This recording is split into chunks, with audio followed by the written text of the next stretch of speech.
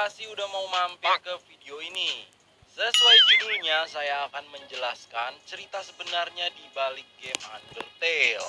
Game Undertale ini sendiri dirilis tahun 2015 untuk PC, PS4, dan Nintendo Switch. Kalau kalian punya Nintendo Switch atau punya PS4, langsung aja coba mainin game Undertale ini guys, karena game ini seru banget.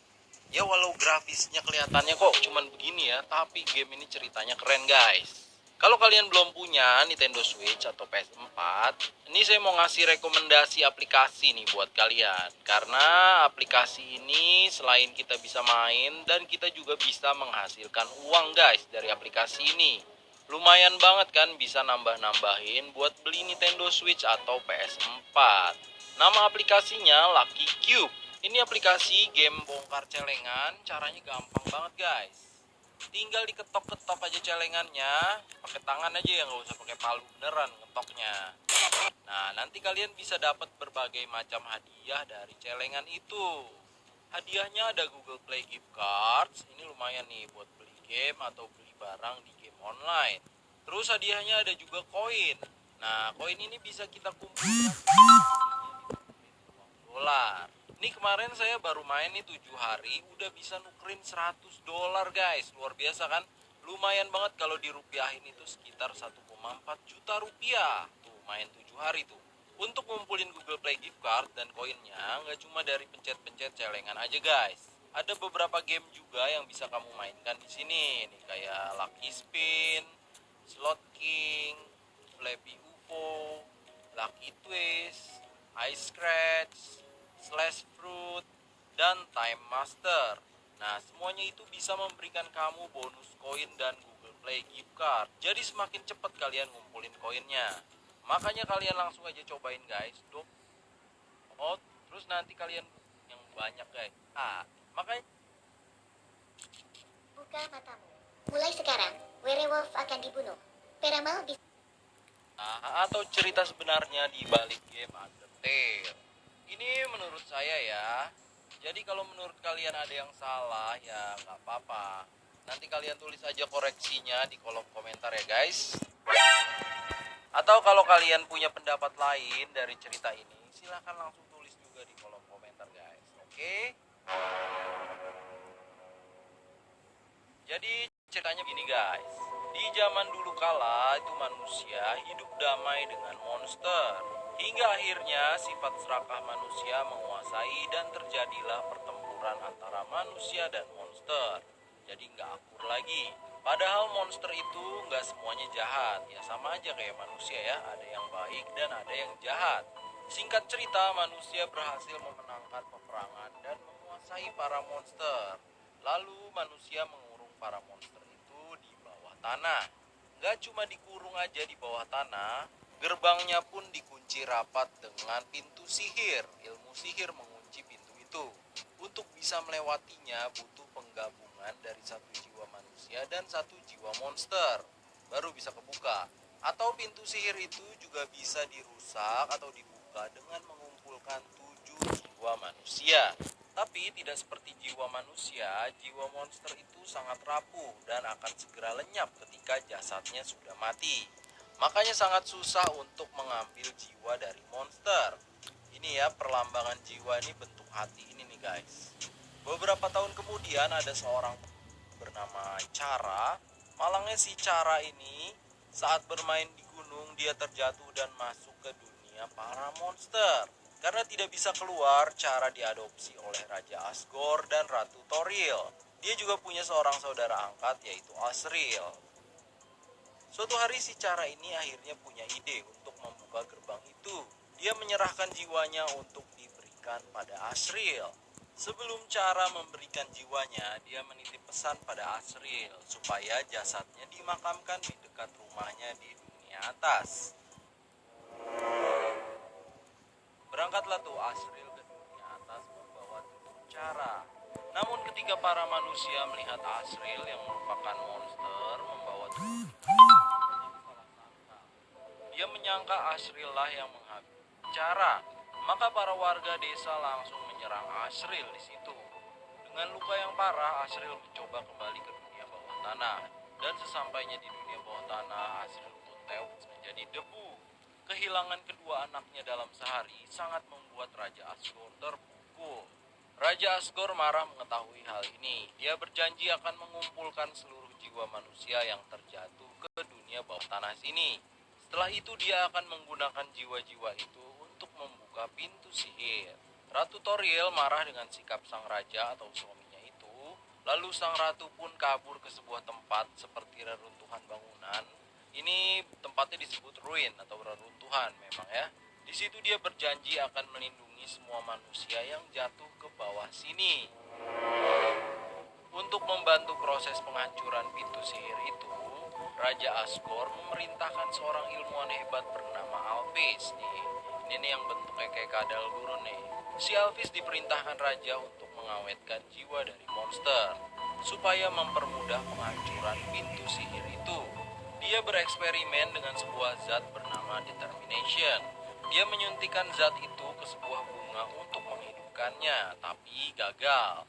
Meski begitu, bunga itu tetap terus berkembang dan menjadi tempat bagi jiwa dari Asriel. Nah, si Asriel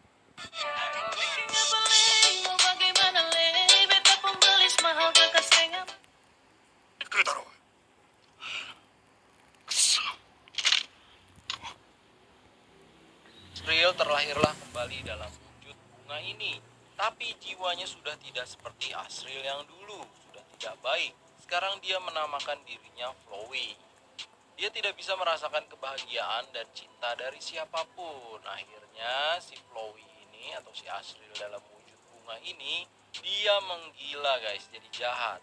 Seiring berjalannya waktu, Raja Asgore berhasil mengumpulkan 6 dari 7 jiwa yang dibutuhkan untuk membuka pintu sihir. Lalu suatu hari seorang bocah bernama Fritz terjatuh dari dunia manusia ke bawah tanah, dunia para monster. Ini namanya Fritz ya, bukan Fritz loh, ini ya beda ya.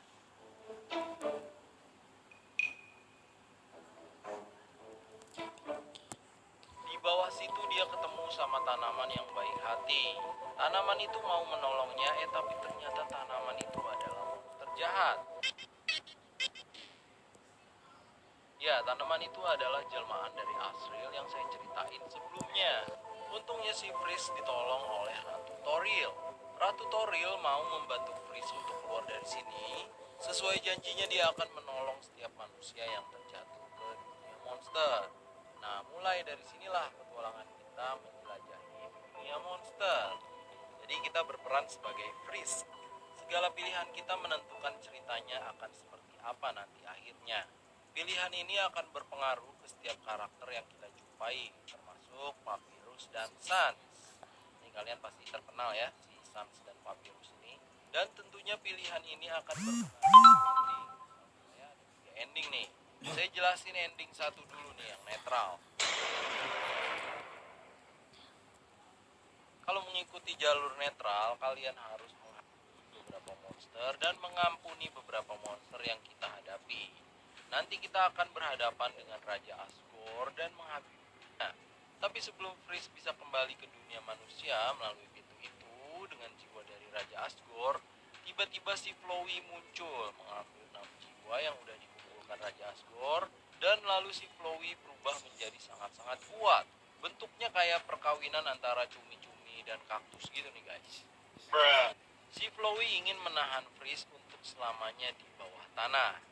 Tapi akhirnya kan si Fritz yang menang tuh melawan Flowey. Dan akhirnya si Fritz bisa kembali seorang diri ke dunia manusia. Nah, itu ending yang pertama. Untuk ending yang kedua disebut ending pasifis atau ending baik hati.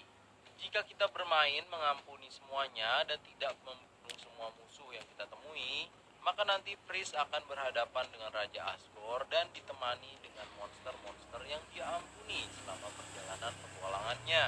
Monster-monster itu nantinya membujuk Raja Asgore untuk tidak bertarung dengan Fritz. Tapi ini menjadi celah untuk Flowey.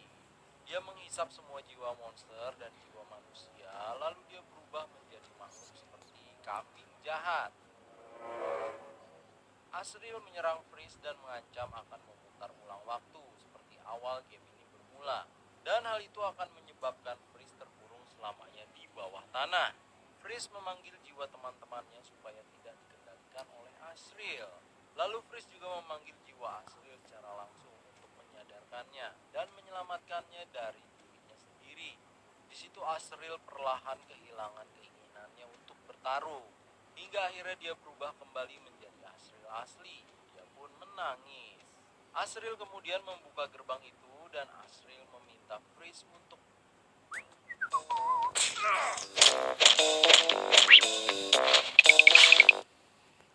menjaga kedua orang tuanya sebelum akhirnya si Asriel ini lenyap. Dengan gerbang sihir itu hancur, para monster pun bisa kembali ke dunia atas seperti dulu dan hidup kembali berdampingan dengan manusia.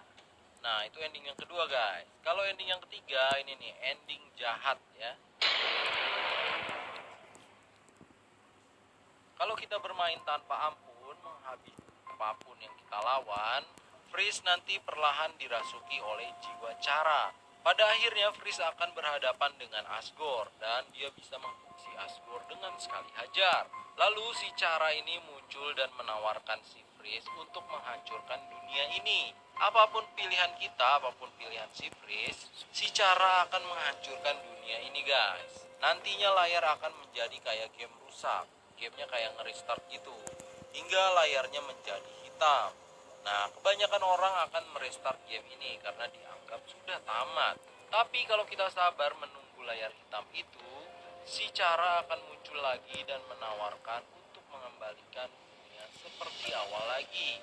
Tapi sebagai gantinya, Freeze harus menyerahkan jiwanya. Kalau kita menerima tawarannya, nanti game akan mereset dan ulang.